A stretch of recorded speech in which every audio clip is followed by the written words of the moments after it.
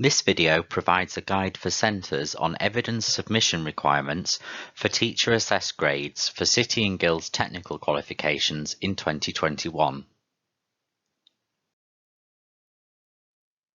First, we're going to look at the Synoptic Assignment. For the Synoptic Assignment components, centres need to upload a sample of evidence for all synoptics. For each synoptic assignment, you should select 2 students per grade. These should ideally be from the highest performing candidate and the lowest performing candidate within each grade, i.e. from the highest interval and the lowest interval available. We're going to use 2 examples to explain this further. In this first example, the centre has a cohort of 10 students. They can provide evidence for 6 of these students because there is a good distribution of students across the different grades. So in the example, there are 4 candidates for the distinction grade across a range of intervals, 3 candidates for the merit grade across a range of intervals, and 3 candidates for the pass grade, again across a range of intervals. So in this example, you can see highlighted on screen the candidates that the centre would choose to upload evidence for, indicated by the paperclip icons. Looking at the example of distinction, the centre would choose the highest interval, or the highest performing candidate, and the lowest interval, or the lowest performing candidate.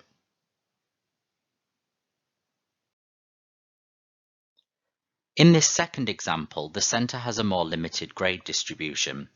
There are no distinction grades, 3 merit grades, and 2 pass grades. Therefore, the centre only need to provide evidence for 4 students highlighted on screen: the highest performing and lowest performing merit candidate, and the highest performing and lowest performing pass candidate. These are indicated by the paperclip icons.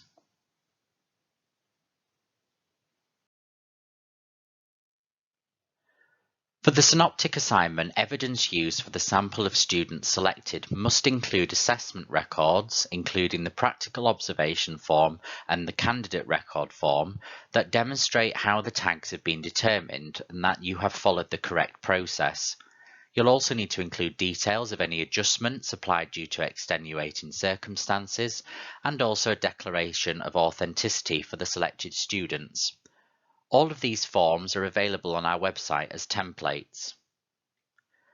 For the cohort, you'll then need to include the IQA and standardization record for the particular component, and also a rationale or commentary for the cohort for any assessment where there is a significant variation in grade distribution or volumes than in previous years.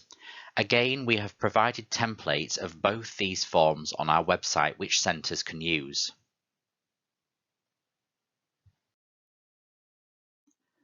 Next, we're going to look at the exam component requirements, which are slightly different to the synoptic.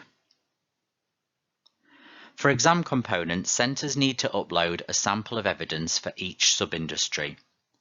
If you're not sure what these are, the different sub-industries are provided in the list of qualifications in the appendix of the centre guidance. The example on screen shows the land-based qualifications, and the different sub-industries are categorised in the left-hand column. So, for example, the highlighted qualifications on screen are for the animal care sub-industry. You'll need to submit evidence within each sub-industry group of qualifications, one for a multiple choice exam, where available, and one for a written exam component, where available. If only one of these exam formats is available, you should just provide evidence for one. So we're going to use a couple of examples again to explain this further. Using an example from the land industry group, let's assume a centre delivers all of the following qualifications within the animal care sub-industry group. This was the example that was used on the previous slide. So for this sub-industry group, the centre must select a sample of one multiple choice exam component and one written exam component from across the group of qualifications. In this case, this could be the Level 2 Animal Care Theory exam, which is 0172-024, from the Level 2 Technical Certificate in Animal Care, which is assessed by a multiple choice exam, and that's highlighted on screen. The centre could also select the Level 3 Animal Management Theory exam, which is 0172-531, from the Level 3 Advanced Technical Certificate in Animal Management, as this is assessed by a written exam. So the two examples on screen were used from 0172-21 and 0172-30.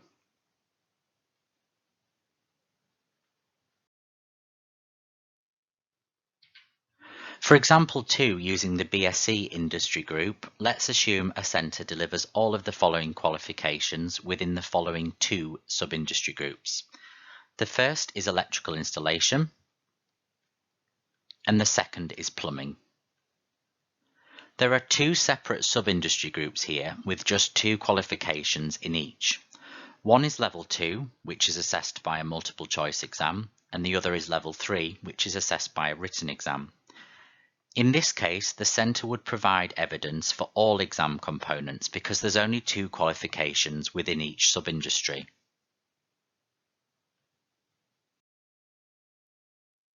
For the exam components you provide evidence for, you should select 2 students per grade, ideally the highest performing candidate and the lowest performing candidate within the grade, i.e. from the highest interval and the lowest interval available. These requirements are the same as the synoptic. So again, using a couple of examples to explain this further, in this example the centre has a cohort of 10 students. They can therefore provide evidence for 6 of these students because there is a good distribution across the grades. There are 4 students for the distinction grade across all intervals, 3 students for the merit grade, again across a range of intervals, and 3 students for the pass grade, again across a range of intervals. The centre would therefore select the highlighted students on screen to submit evidence for, and these are indicated by the paperclip icons. Using the distinction grade as an example, they would select the highest performing candidate and the lowest performing candidate from within the grade.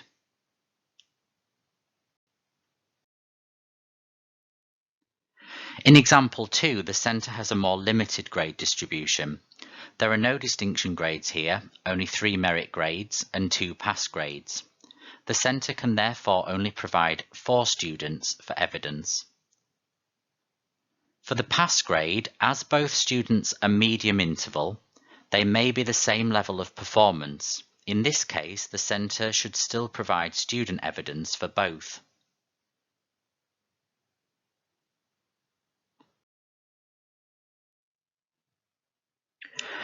For the exam component, evidence used for the sample of students selected must include assessment records that demonstrate how the tags have been determined for the exam component and that you have followed the correct process. You'll also need to include details of any adjustments applied due to extenuating circumstances, as well as the declaration of authenticity for the selected students for the exams.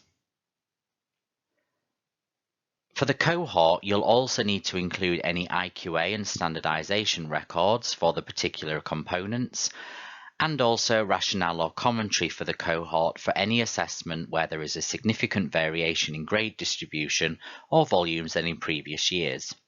As per the synoptic, these forms are available on our website as templates which centres can use.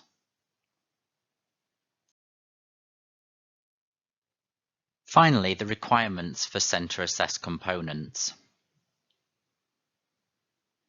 For other centre-assessed components, there's no requirement for centres to submit samples of student evidence to City and Guilds. This includes mandatory work experience components and also employer involvement. Centres do need to remember, however, that for these units, they still need to ensure a dated entry booking has been made for each student in Walled Garden. This is to ensure that the student has met the rules of combination and the qualification certificate is released where applicable.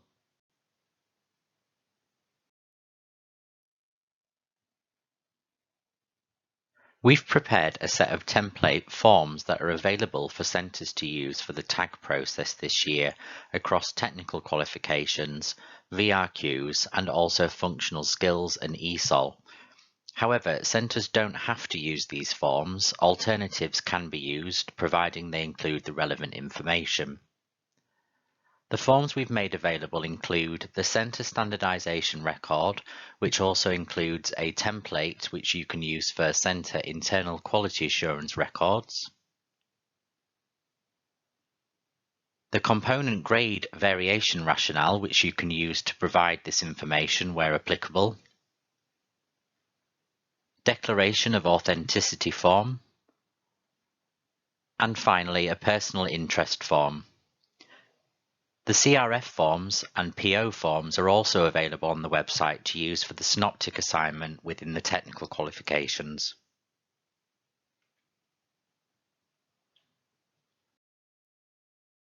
If you need any help or support with the Teacher Assessed Grades process this academic year, you can contact our Technicals Quality team at technicals.quality@cityandguilds.com, and you can also call us on 0300 303 5352, selecting option 2 and then option 3.